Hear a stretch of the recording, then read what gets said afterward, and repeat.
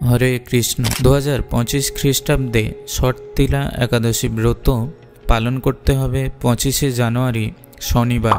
এখন আমরা শর্তিলা একাদশী ব্রত মাহাত্ম্য কথা আলোচনা করছি। মাঘ মাসের কৃষ্ণপক্ষের শর্তিলা একাদশীর মাহাত্ম্য ভবিষ্যত্তর পুরাণে বর্ণিত আছে। যুধিষ্ঠির মহারাজ বললেন, হে জগন্নাথ, মাঘ মাসের কৃষ্ণপক্ষের একাদশী তিথির নাম কি, বিধি বা কি এবং তার কি ফল সবিস্তারে বর্ণনা করুন। তদুত্তরে ভগবান বললেন, হে রাজন, এই একাদশী শর্তিলা নামে জগতে বিদিত। এক সময় দালভ্য ঋষি মুনিশ্রেষ্ঠ পুলস্তকে জিজ্ঞাসা করেন, মর্তলোকে মানুষেরা ব্রহ্মহত্যা, গোহত্যা, অন্যের সম্পদ হরণ আদি পাপকর্ম দ্বারা নরকে গমন করে, যাতে তারা নরকগতি থেকে রক্ষা পায় তা যথাযথভাবে আমাকে উপদেশ করুন। অনায়াসে সাধন করা যায় এমন কোনো কাজের মাধ্যমে যদি তাদের এই পাপ থেকে উদ্ধারের কোনো উপায় থাকে তবে তা বলুন। ঋষি পুলস্ত বললেন, হে মহাভাগ, তুমি একটি গোপনীয় উত্তম বিষয়ের প্রশ্ন করেছ। মাঘ মাসে সূচি, জিতেন্দ্রীয়, কাম, ক্রোধ আদি শূন্য হয়ে স্নানের পর সর্বদেবেশ্বর শ্রীকৃষ্ণের পূজা করবে। পূজাতে যদি কোনো বিঘ্ন ঘটে কৃষ্ণনাম স্মরণ করবে। রাত্রিতে অর্চনাস্তে হোম করবে।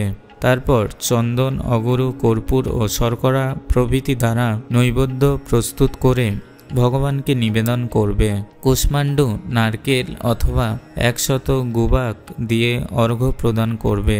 কৃষ্ণ কৃষ্ণ কৃপালুস্তম গতিনাং গতির্ভব ইত্যাদি মন্ত্রে শ্রীকৃষ্ণের পূজা করতে হয়। কৃষ্ণ আমার প্রতি প্রীত হন বলে যথাশক্তি ব্রাহ্মণকে জলপূর্ণ কলস, ছত্র, বস্ত্র, পাদুকা, গাভী ও তিল পাত্র দান করবে। স্নান দানাদি কার্যে কালো তিল অত্যন্ত শুভ।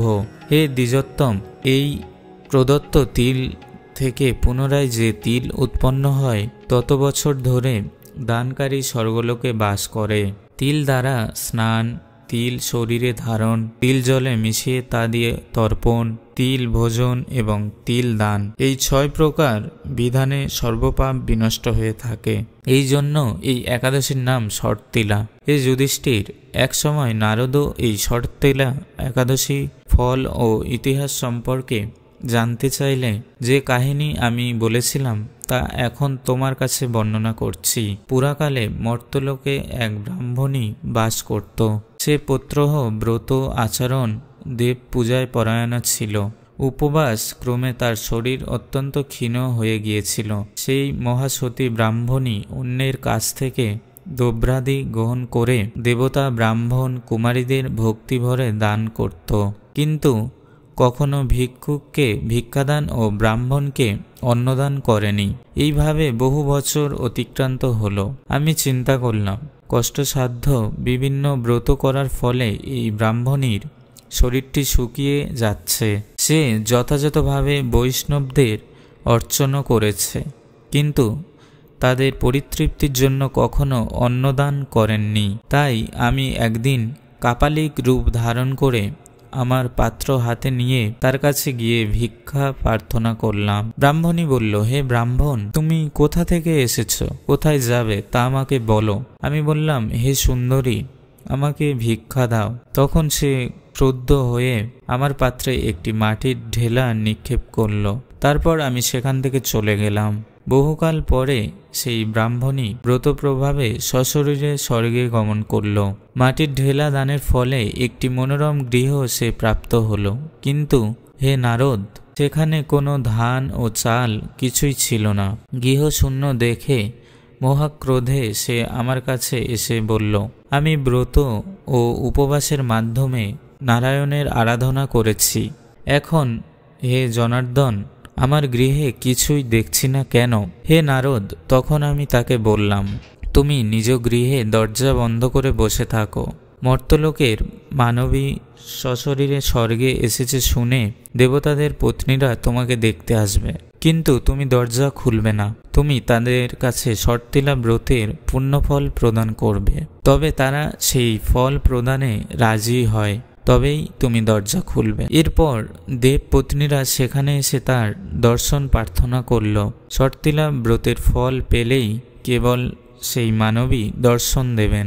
এই জেনে তাদের মধ্যে এক দেবপত্নী তার শর্তিলা ব্রতজনিত পুণ্যফল তাকে প্রদান করল। তখন সেই ব্রাহ্মণী দিব্য কান্তি বিশিষ্টা হল এবং তার গৃহ ধনধান্যে ভরে গেল। দ্বার উদ্ঘাটন করলে দেবপত্নীরা তাকে দর্শন করে বিস্মিত হলেন। হে নারদ, অতিরিক্ত বিষয়বাসনা করা উচিত নয়। বিত্ত স্বার্থ অকর্তব্য। নিজ সাধ্যমতো তিল বস্ত্র ও অন্নদান করবে। শর্তিলা ব্রতের প্রভাবে দারিদ্রতা, শারীরিক কষ্ট, দুর্ভাগ্য প্রভৃতি বিনষ্ট হয়। এই বিধি অনুসারে তিলদান করলে মানুষ অনায়াসে সমস্ত পাপ থেকে মুক্তি হয়। হরে কৃষ্ণ। শর্তিলা একাদশী ব্রত ভঙ্গ করতে হবে, অর্থাৎ পালন করতে হবে পরের দিন সকালে 6:17 থেকে 9:58 পর্যন্ত।